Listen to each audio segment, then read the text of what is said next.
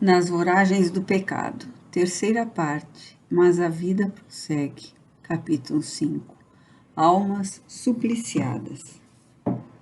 A vida dos jovens desposados nas terras de propriedade de Frederico decorreu discreta e retirada, como conviria a luteranos que deveriam imprimir a própria crença religiosa ao alto cunho das qualidades pessoais nela inspiradas. Frederico era o esposo afável e paciente, portador de bondades só comparáveis à sua própria honradez, que rodeava a infeliz esposa de todas as atenções e solicitudes possíveis a um coração de boa vontade, procurando levá-la a esquecer do passado precipitoso. Ruth amava-o e respeitava-o muito eternamente, reconhecendo-lhe a bondade inexcedível, e muitas vezes dizia-lhe durante as horas luxurosas do aconchego familiar, diante da lareira, enquanto crente sincero nos poderes divinos, ele relia em voz alta para ela, tentando uma educação religiosa que a edificasse, os admiráveis livros da Bíblia, como de uso entre as famílias protestantes da época e até mesmo de hoje. Em verdade, meu querido Fred, sei que não sou merecedora da generosidade com que me acatas. Não passo de miserável pecadora que ultrajou as recomendações do Decálogo no dia em que, diante da Bíblia exposta, jurou desgraçar um ser humano para a satisfação de um insensato sentimento de ódio e vingança.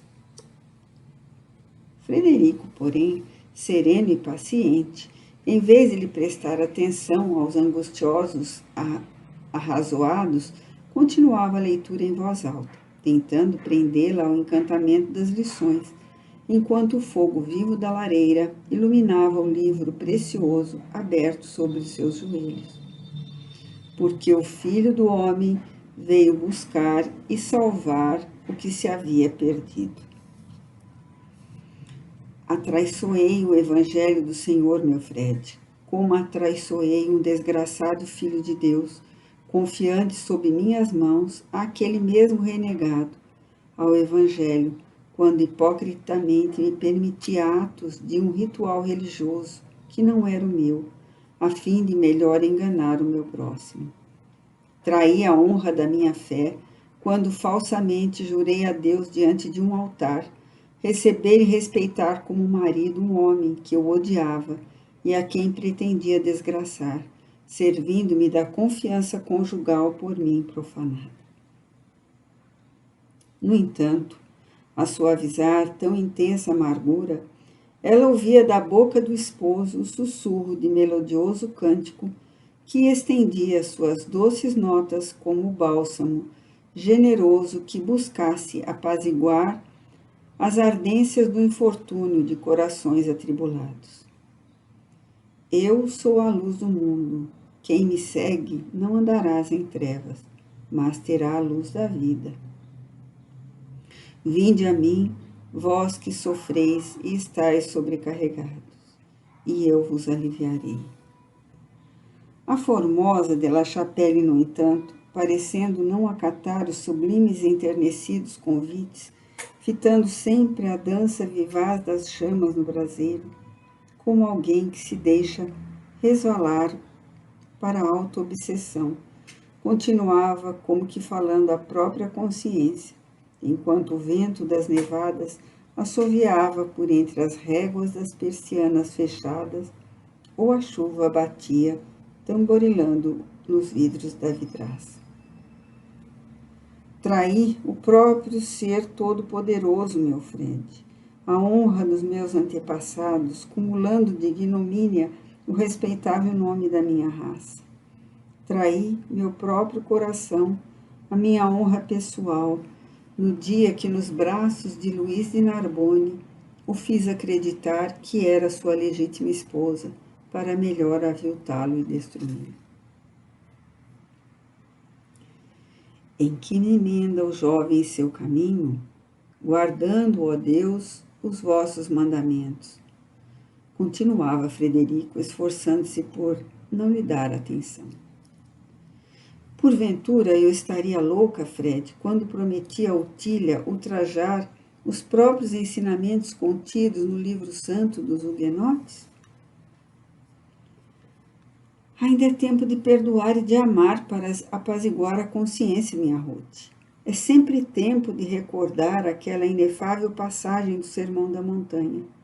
Amai a vossos inimigos, fazei bem aos que vos têm ódio, e orai pelos que vos perseguem e caluniam. E afrontei a casa de Deus, quando, jurando ter renegado a reforma, eu me curvei a adorar altares e idólatras que insultavam a fé, massacrando aqueles que defendiam a moral do cristianismo, dos abusos e paixões que sobre ela pesavam. E precipitei-me no inferno ao entregar à rainha cruel um homem que me amava acima de tudo e cujos crimes os evangelhos me aconselhavam a perdoar e esquecer, porque nem mesmo o Divino Mestre condenou alguém, visto que somente o Todo-Poderoso, Legislador Supremo, poderá corrigir seus filhos transviados das leis por ele traçadas. Todavia, a sua expressão de um príncipe da terra, recordando a sublime expressão do príncipe dos céus, antepôs a confidência atroz desse drama íntimo, a esperança reanimadora da lição diante de uma pecadora. E então Jesus respondeu à adúltera: vai e não peques mais. A consciência dela, porém, verdugo implacável que lhe não permitia quartel, apenas atendia aos irreconciliáveis complexos em que se enredava, permanecendo indiferente aos convites celestes que Jesus lhe fazia, por meio das palavras inspiradas e sensatas do esposo, no intuito de suavizar-lhe as íntimas inquietações, para norteá-la a rumos salvadores. Então prosseguia, desfiando seu longo rosário de amarguras, que se deveria estender por períodos seculares de lutas reparadoras, à frente de sinistro enredamento de provações.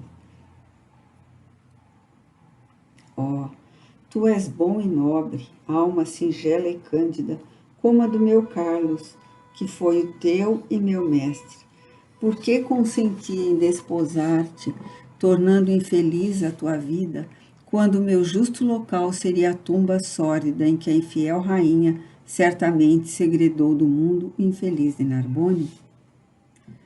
No entanto, Frederico levantava para ela os olhos doces e sofredores, e num tom que bem poderia conter um queixume ou uma reprimenda, advertia: tenho suplicado tanto, minha querida, que procures esquecer esse nome e esse passado, a fim de empreendermos vida nova em tentativas justas para nos aproximarmos de Deus. Os evangelhos, as lições sublimes pelo Nazareno legadas e transmitidas por seus apóstolos até nossos dias, cicatrizarão as chagas de tua alma, se concordares em te confiares aos seus princípios com boa vontade e confiança. Ele, o mestre Nazareno, não veio ao mundo para ofuscar os justos com a sua grandeza de príncipe celeste, mas para converter os pecadores à prática das boas obras, com as virtudes exemplificadas e a exposição da sua doutrina de amor e redenção. E saberá, portanto, estender-te os braços, reerguendo tua consciência para a posse de uma tranquilidade que com ele será eterna. Lembra-te das suas pregações aos pecadores da Galileia. Foste criada, ouvindo suas ternas parábolas, como cânticos madiosos que te adormeciam no berço. Sim, e por isso mesmo mais pecadora eu me sinto, porque desrespeitei os ensinos do nosso mestre, que eu conhecia, perjurei a minha fé e conspurquei o evangelho.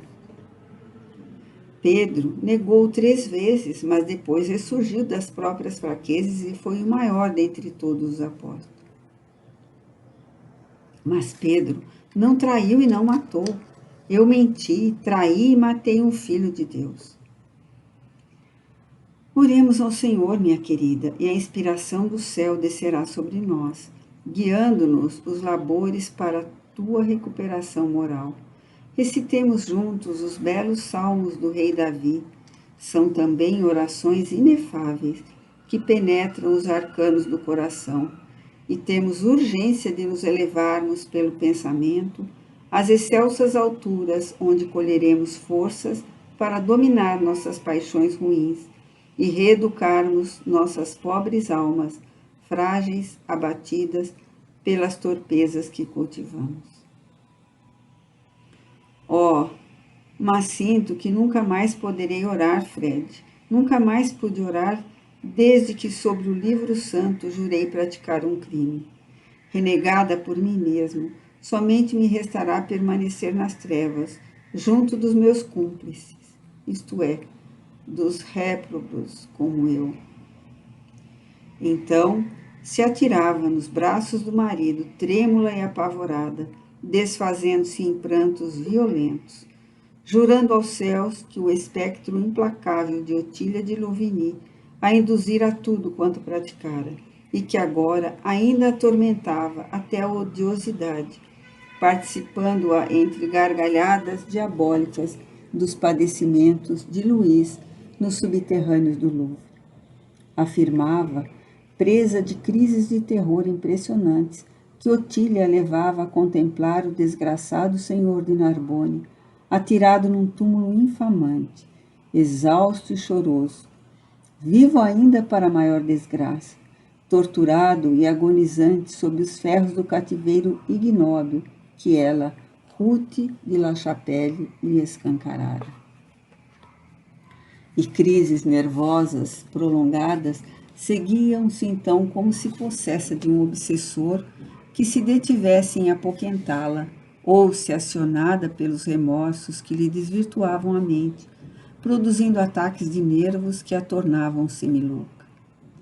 E o infeliz esposo, apavorado ante as decepcionantes realidades contempladas no íntimo daquela quem conhecera feliz e angelical, mas que agora deixava extravasar as mais deprimentes impressões, assistia a cenas patéticas, durante as quais sua mulher suplicava perdão a Luís de Narbonne, sob desorientadores paradoxos, confessando, tremente, suas ânsias de saudade por aquele a quem afirmava odiar, exprobrando-se ao mesmo tempo pelo crime de também amá-lo, a ele, o massacrador de sua família, o responsável perseguidor que sobre todos fizera desencadear irremediável avalanche de males. Depois, exausta, entregava-se a letargias profundas, a desmaios que se prolongavam por longas horas e até dias, inquietantes e inexplicáveis. Frederico sofria desolado, sem abandonar a cabeceira da esposa, e Dama Blandina, desfeita em lágrimas, confessava a Gregório alarmada. Também eu fui cúmplice, mestre Gregório, e não mais consigo paz para meditar sobre o doce sermão da montanha. Profanei os santos mandamentos do Senhor no dia em que acompanhei Mademoiselle a Paris, auxiliando-a a preparar a cilada em que finalmente ela própria, e não somente, o seu desafeto sucumbiu. Ele errou, julgando servir a Deus por meio da sua fé. Mas nós erramos também, porque conscientemente infringimos a lei divina. Que vai ser da minha alma? E Gregório, baixando a fronte e empalidecendo. Também eu, imiscuí-me, sim, no crime, afetando bons conselhos, rejubilava-me com o mal que ela premeditava contra ele, de Narbonne. Somos todos réprobos, conhecíamos ensinamentos, juntos expiaremos de certo a terrível infração.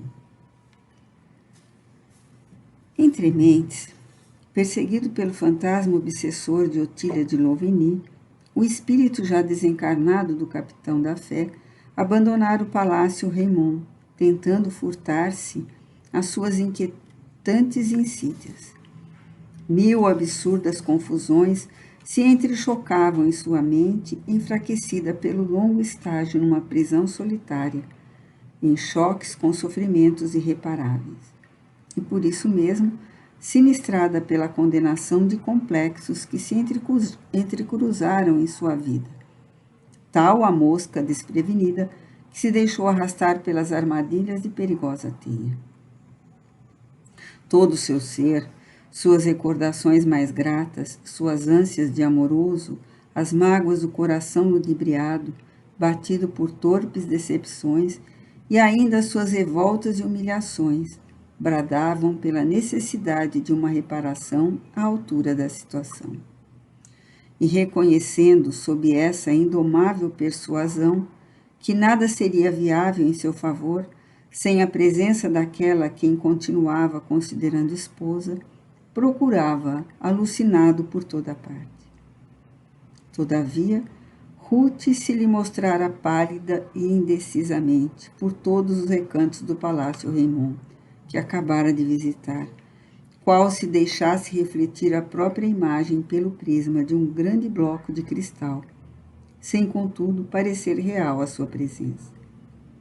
Perturbado, sem poder compreender o que se passava sobre suas faculdades, retornou à sua antiga residência, sem saber para onde mais se atirar ou que lá iria tentar, inteiramente desajustado da sua antiga vida social e da espiritual.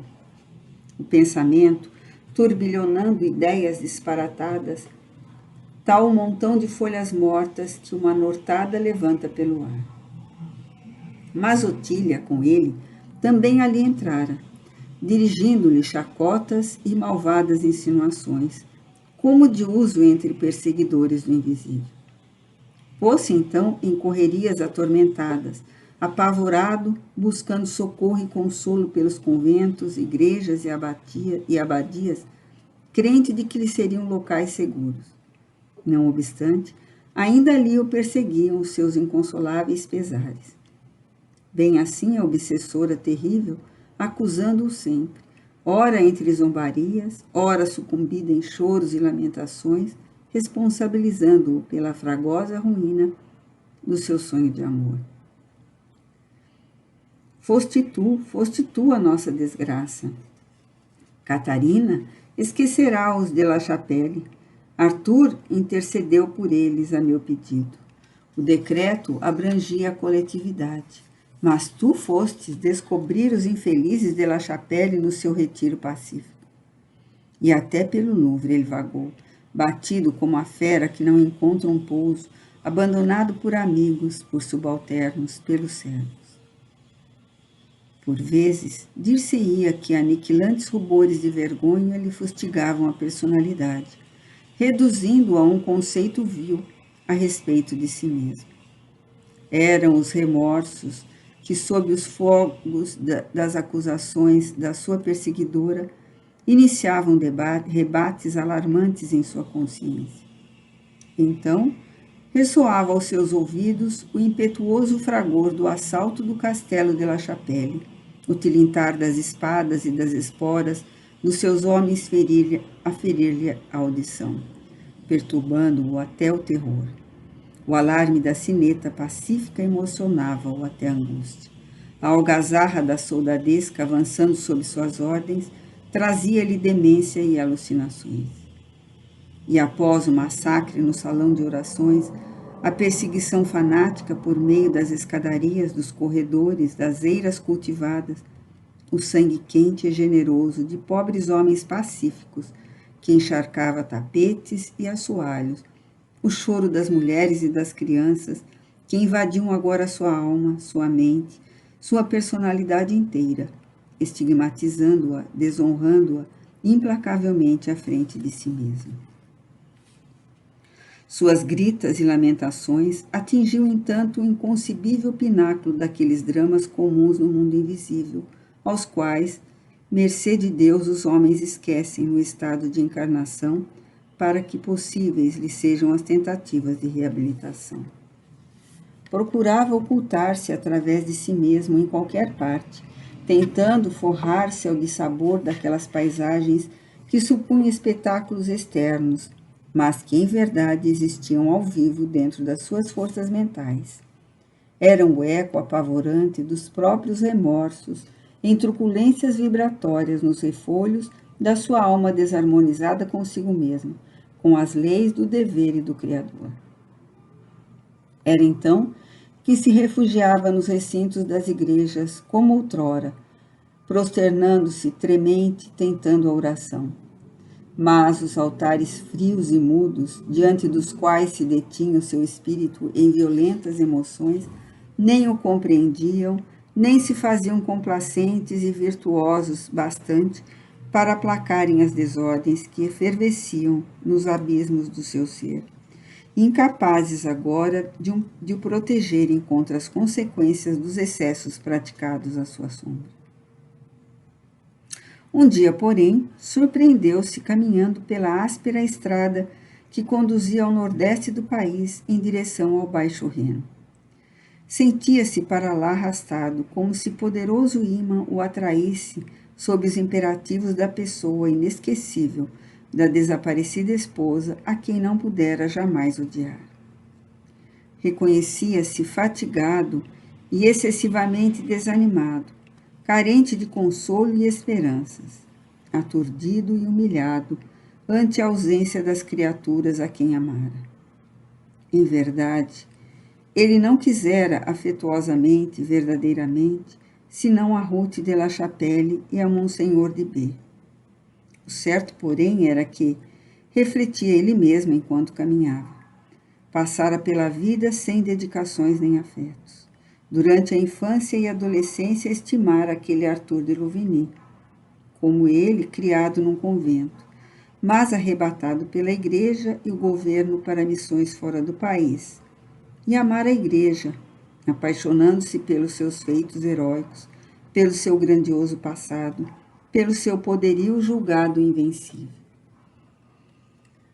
Mas de quem um terno sorriso de mulher irremediavelmente o separara. E agora ali estava caminhando para o Reno, cheio de dor e de saudades, impulsionado pela esperança de encontrar finalmente a sua esposa por entre as ruínas do castelo do seu berço. Revia a sua angelical imagem coroada de rosas, como durante o baile da corte. Os cabelos louros, desnastrados, cantando ao som da harpa, debilmente desenhada, a cores por entre os véus de neblina fria que se espalhavam pela atmosfera, atraindo e guiando para uma finalidade certa, tal aparição da cruz sacrossanta, mostrando a Constantino, imperador, o sinal augusto com o qual venceria nas lutas. E caminhava pela mesma estrada solitária e agreste, que alguns anos antes percorrera como fiscal religioso, à frente da sua cavalaria formosa, indebitavelmente em demanda do castelo de la Chapelle, para o sacrilégio, o qual agora lhe fustigava a consciência com as desesperadoras reprovações dos remorsos. Por isso mesmo que evocou o passado, e por um fenômeno comum às individualidades desencarnadas que retornam facilmente a determinada época da existência que deixaram, ou mesmo as mais remotas, valendo-se do recurso de uma recordação forte ou um choque emocional, reviu-se envergando sua bela e flexível armadura de cavaleiro da fé, à frente dos soldados, cavalgando o seu normando branco, espada em riste e armas e arreios, tilintando ao compasso ritmado da andadura, a indagar daqui e ali pelas granjas e herdades que encontrava, das vertentes e dos vales que levariam mais rapidamente ao solar dos huguenotes a quem buscava. Subitamente, ao dobrar de uma colina, apresentou-lhe-se à frente a perseguidora implacável. Apavorou-se como sempre, tolhido e tremendo, enquanto ela, acusando crescente agitação à proporção que avançavam pela estrada, apostrofou odiosa. Verdugo e assassino da minha felicidade, que vens buscar aqui?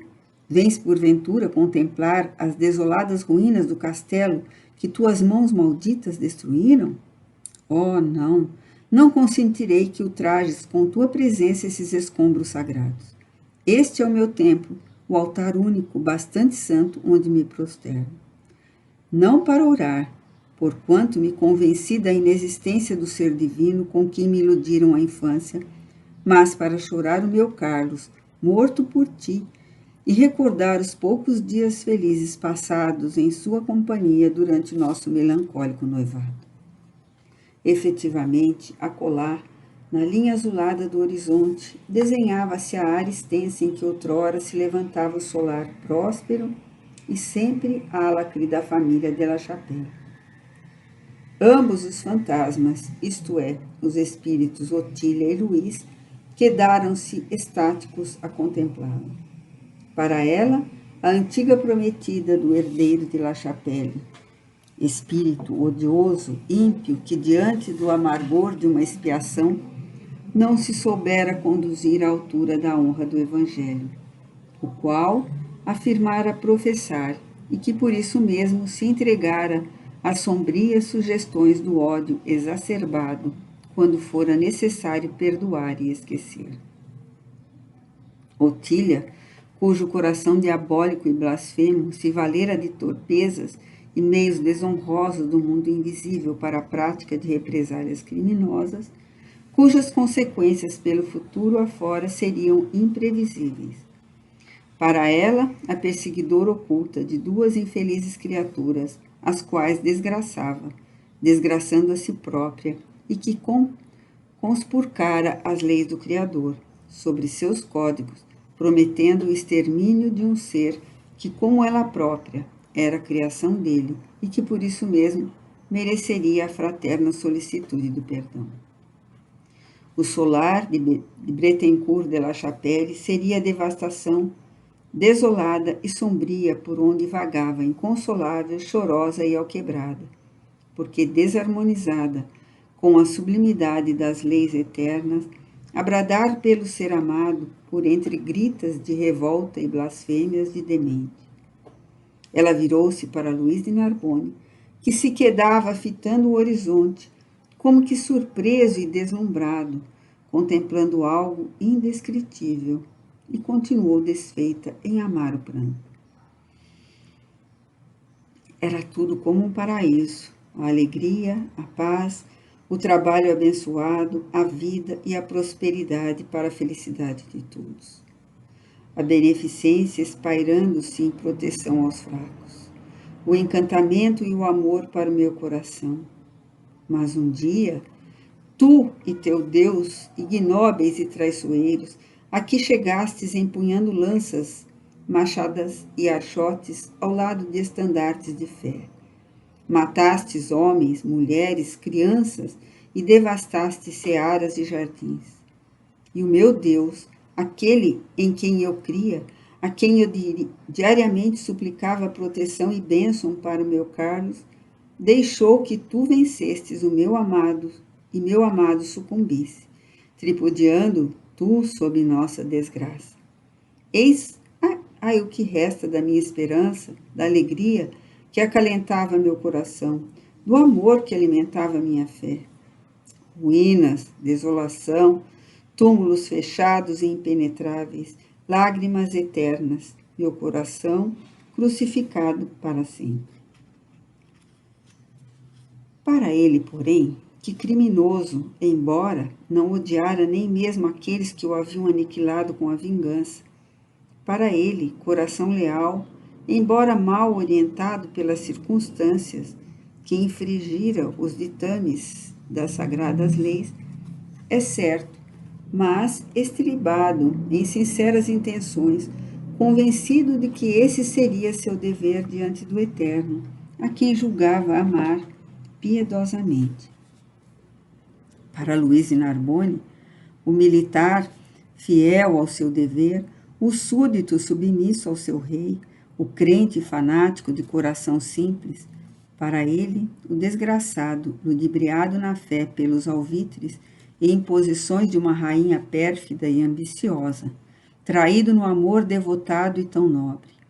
Para o infeliz abandonado pela própria mãe ainda no berço, o criminoso sinceramente arrependido, o réu que se voltava para o céu em súplicas de perdão, que não reconhecia em si mesmo forças para odiar alguém, inebriado sempre numa saudade de amor, o que se erguia além, ante seus olhos de espírito, libertado da carne, estava bem longe de se assemelhar às derrocadas descritas pela infeliz Otília de Louvigny.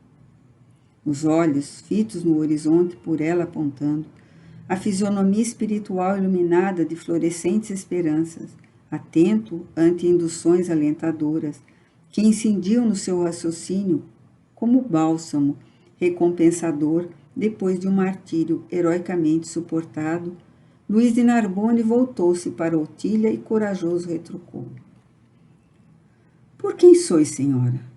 Detende-vos nas acusações que fazeis. Não há ruínas? Fixai a atenção por entre a neblina que rocia o ar azulado dessa região e contemplai o castelo. Creio que o desespero conturba a vossa razão, impedindo-vos distinguir a realidade que distingo nesse momento. Vede, o solar de La Chapelle foi cuidadosamente reconstruído. Vede que o reergueram mais belo e mais nobre do que foi outrora. Oh, que suave reconforto para mim! Oh, grande e misericordioso Deus, reconhecer que as ruínas foram corrigidas, que a lavoura replantada promete colheitas felizes. Ouvi, senhora, os pastores cantam as doces melodias do reno. Ladram festivamente os cães. Os pombos esvoaçam, enfeitando os ares. Mugem os bois e balem as ovelhinhas, enquanto as trombetas dos pegureiros avisam umas às outras que se acham vigilantes. E do castelo, cânticos sublimes sobem para o céu, aos sons de instrumento flebil harmonioso. Meu Deus, é a voz de Ruth, a cantar hinos de respeito e adoração, acompanhando-se da harpa. E nem sei se ora a Deus da reforma ou se canta para mim, como outrora, nos felizes dias de nossos responsais. Sei que canta sim, canta ali no castelo. Encontrei-a finalmente, querida e pobre menina, a quem tanto fiz sofrer. Retornou ao lar paterno. Arrojar-me-ei aos pés da generosa família de minha Ruth, pedir-lhe-ei perdão. E quanto a vós, senhora, por Deus, perdoai-me também vós. Não me ultrajeis assim. Tende compaixão dos meus padecimentos, que são profundos e inconsoláveis. Todavia, surpresa, a odiosa entidade voltou-se irritada. Enlouqueceste, porventura, desgraçado? Não vês que os de La Chapelle morreram todos e que tu mesmo os trucidaste? Como pretendes implorar o seu perdão? Onde vês tu o solar reconstruído? Não vês que chacais tripudiam onde outrora existiam galináceos e que urzes se alastram onde recendiam roseiras? Falou e, num gesto rijo e atormentado, esgueirou-se em direção às ruínas, emitindo brados de revolta e dor, como se de seu coração raivoso e torturado não mais se pudessem desprender as doces manifestações da saudade, senão apenas as gritas blasfemas do desespero incontrolável.